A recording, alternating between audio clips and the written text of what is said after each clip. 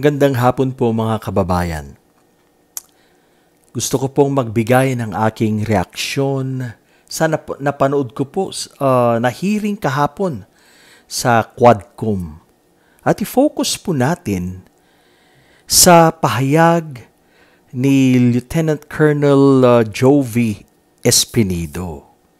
Nakababahala po yung kanyang sinabi na the PNP is the biggest crime group in the Philippines. Nako! Sinong hindi mababahala dyan? Ang PNP, ang kanilang tungkulin ay to serve and protect the people.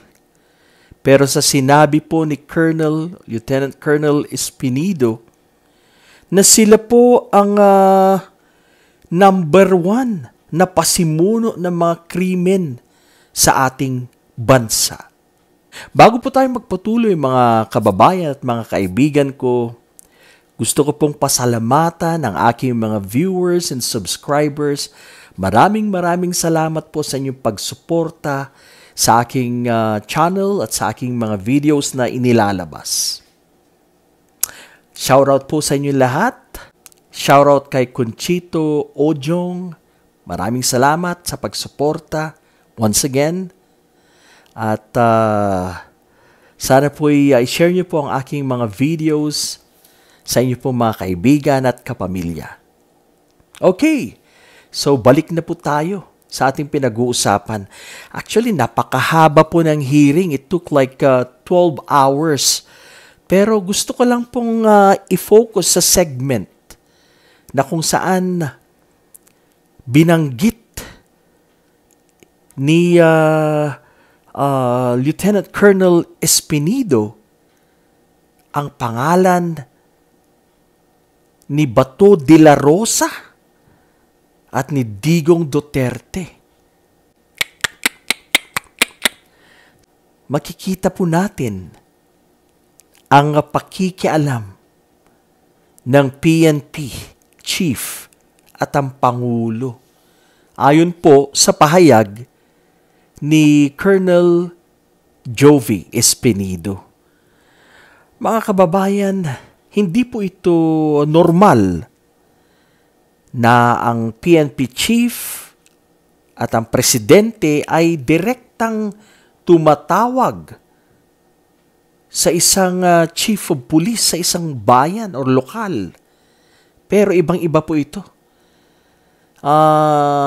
Alam niyo po mga kababayan, we're not saying na itong allegations ni Lieutenant Colonel Espinido ay totoo na nga. Pero ito po ay ating opinyon. Ito po ay isang reaksyon para po sa akin. Para po sa akin, si Lieutenant Colonel Espinido ay nagsasabi ng totoo. Yan ang aking opinyon. Para po sa akin, yung kanyang pahayag ay may katotohanan. Knowing na siya ay God-fearing. Isang pulis na isang God-fearing. Sa panahon po ngayon, wala na. Medyo very few na lang po. Siguro ang mga pulis na ganito. Dahil karamihan po talagang nilamon na po sila ng sistema. Nasilaw na po sila ng pera. Kinang ng salapi. Pero hindi po natin yan nilalahat. Meron pa rin po mga pulis na matitino. What we're saying here, marami sa ating kapulisan ang nabubulag dahil sa pera, dahil sa salapi na maaring pinamumudmud ng local government executives. Hindi po natin nilalahat, pero yan po ang marami po mga pangyayari na ganito po. Ang mga LGU executives at chief of police ay merong, sa buwatan. Sila ay nagkakaisa. Kaya ito po ang dahilan kung bakit ayaw natin, ganun din po kay General Torre, na ayaw nilang i-keep for a very long time ang isang hepe ng pulis sa isang lokal. Dahil dito po nadidevelop ang familiarity. Dito po nadidevelop ang samahan ng dalawang tao, ang mayor at ang hepe ng pulis. At pag nasuhulan na tong si hepe ng pulis, ay hindi na po ito magsasalita. Kahit meron po siyang ginagawang kalukuhan, hindi na po ito aangal. Dahil nasuhulan na. Dahil nahihiya na siya. Iyan ang realidad sa ating bayan. Kaya tayo po'y naniniwala sa pagkatao po na inilahad. Hindi ko po kilala tong si Joby Espinido, pero alam ko po na siya ay nagsasabi ng katotohanan. Siya ay isang pulis, ginamit lang. He was being used. Yan po ang tingin natin sa kanya. Wala po siyang angal dahil lang nag-uutos sa kanya yung mga talagang matataas na tao. Kaya mahirap pong umiwas. Pero still, he did his best. Hindi po siya sumunod sa estilo ng tukhang na karamihan sa ating mga kapulisan.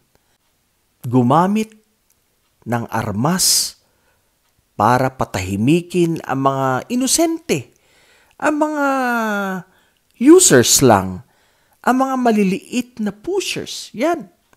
Pero ibang-iba si Espinido, dahil yung kanyang mga nahuhuli, ay sinusurrender niya for rehabilitation. Na yan ang dapat. Yan ang dapat dahil ito nga po ay isang sakit na dapat ang mga taong ito ay i-rehab. At dapat bigyan ng importansya ang kanilang buhay. Pero iba ang kagustuhan ng mga masasamang tao sa taas. Gusto po nilang patahimikin ang mga maliliit na users. At ang balibalita nga po na ang peking war on bawal na gamot ay para po labanan at ipatumba ang kanilang kakompetensya sa trade na ito, sa masamang trade na ito. Ang pahayag ni Lieutenant Colonel Joby Espinido ay talagang nakakabahala po. It is so alarming. Pero alam po natin na nasabi po ni Lieutenant Colonel Espinido ito dahil po sa nangyayari noong past administration. Siguro po sa ngayon, baka meron pa rin po pero hindi na gaano. Dahil sa pag-iba ng administrasyon, sabi nga ng administrasyon ngayon, nag-iba na po ang kanilang approach dyan sa giyera na yan, sa bawal na gamot. Hindi na po bloody at makatao. Yan. So, tayo po'y pabor sa current administration. Gusto po natin yung pamamaraan na yan, na dapat ang mga taong gumagamit, dapat huliin, dapat iparehab. Dapat ang mga taong nagtutulak, ganun din, huliin din. At wala pong exemption sa mga lords. Sila pong dapat talagang bantayan at tutukan na dapat mahuli. Yan. Nung panahon po ng past administration, kahit po yung mga maliliit na tao ay talagang pinagpapaslang na parang isang hayop. At ang naging motivation ng kapulisan across the country dahil po sa reward system na yan na meron palang binibigay ang gobyerno, ang napakasamang gobyerno sa mga pulis na nagtutumba ng mga kababayan nating, sabihin na natin users, at yung iba, inosente. Yan ang masaklap dyan. Na marami pong nadamay dyan. At meron nga po pala silang natatanggap na pera. At ang pagtingin po natin dito ay iba-iba. Merong 10K, merong 20K. Yan po ang napahayag ni Lieutenant Colonel Espinido. Na meron palang reward system. Merong quota system. At na-mention mga kababayan, dyan po sa reward system na yan, nabanggit ang pangalan ni Senator Bongo. Yan ang maliwanag. Yan ang revelasyon, ang aligasyon ni Colonel Espinido. Naku, kung totoo man to, delikado. Delikado ang malasakit, Senator. Baka habulin din ito pagdating ng araw.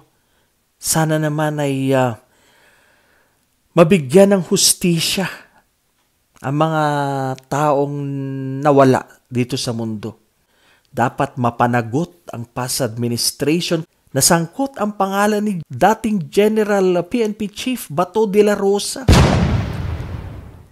Yung po mga direct calls na mga ganon ay hindi po yan normal. Dapat mayroon pong proper channeling.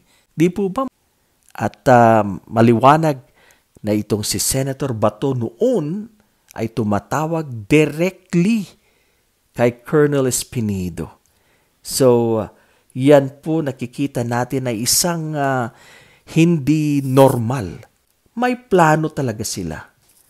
May plano na pataubin, pabagsakin ang mga kakompetensya sa trade na to, sa masamang trade na to.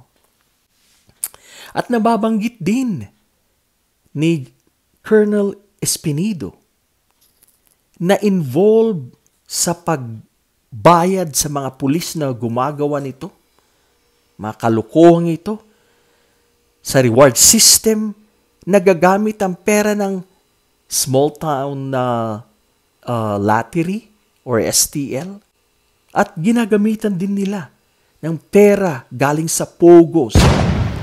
Alam niyo na mga kababayan, ang Pogo na to dapat talagang maalis dahil ito po ay isang source of money na masama, galing sa masama. At ginagamit nila to fuel itong pong war. Ito po ang ginagamit nilang sa reward system. Perang pinambabayad sa mga, sabihin natin, pulis nakapagpatumba. Yan po ang maliwanag sa aligasyon ni Colonel Espinido. Kaya itong Pogo na to, dapat lang na matanggal na maalis na. Dahil ito ay kasama ng kasamaan at kriminalidad. Yan. I would like to rephrase yung sinabi ni Colonel Espinido in my own words. Walang sindikato sa mga lokal kung matitino ang mga kapulisan. Ibig sabihin po, hindi po makakagalaw yung mga executive heads or leaders o mayor, sabihin na natin, sa mga lokal.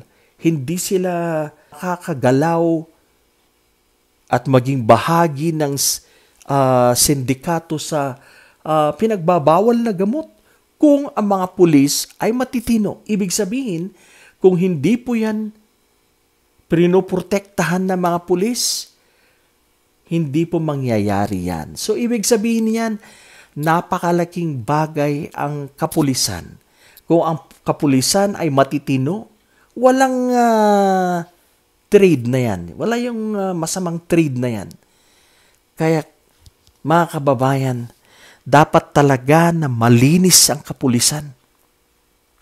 Siguro po sa ngayon, sa panahon ni President Marcos, siguro mas okay na po ngayon.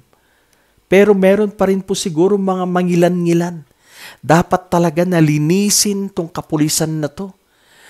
Dapat ang isang pangulo, ang mga heads ng PNP ay may integridad at sila dapat ang magpapatupad. Dapat sila ang maging ehemplo para malinis ang PNP. Nakakahiya po. Nakakahiya ng ating kapulisan ay sila pala ang mga involved sa mga krimen. Sila ang mga involved sa mga kalukuhan na nangyayari across the country. Sampal po yan sa PNP.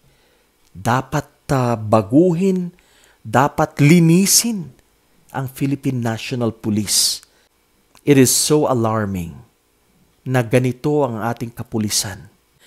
Na sa ating bayan, napakasama na marami sa ating mga ahensya ang pwedeng suhulan at isa na dyan ang PNP.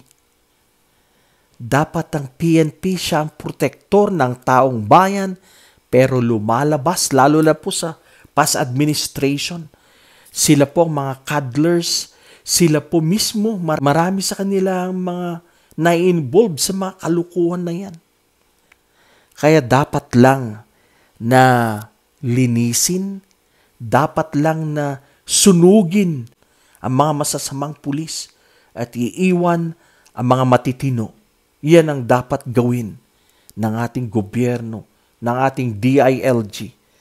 Dapat ang mga namumuno, dapat maganda silang halimbawa, dapat silang nangunguna sa pagpapatupad niyan ang paglinis sa ahensyang ito ng kapulisan. Mga kababayan, isang tinik na naman ng past administration, itong si Jobe Espinido. Siya po ay nagbigay ng aligasyon na kung saan nalaman ng buong Pilipinas, buong mundo, na ang past administration ay may koneksyon sa illegal na bawal na gamot. Meron silang koneksyon at parang ito ay naging isang malawakang sindikato dahil ang operation nila ay buong Pilipinas. Saludo tayo kay Lieutenant Colonel Espinido sa kanyang tapang na ipinamalas. Siya ay lumabas para isiwalat ng kanyang nalalaman. Mabuti na lang at kanyang nilinis ang kanyang sarili at nakita natin na isa siyang mabuting pulis. Ibang-iba siya sa mga ibang kapulisan ng ating bayan. So kudos to Lieutenant Colonel Espinido. Mabuhay ka. Sana'y tularan ka ng ating kapulisan, lalo na po yung mga bagong pulis ngayon. Mga kababayan, dito po nagtatapos ang aking maikling reaksyon at pagbibigay ng opinyon dito sa ipinahayag ni Lieutenant Colonel Espinido. Isang magandang hapon po sa ating lahat. Marami pong salamat sa inyong panunood.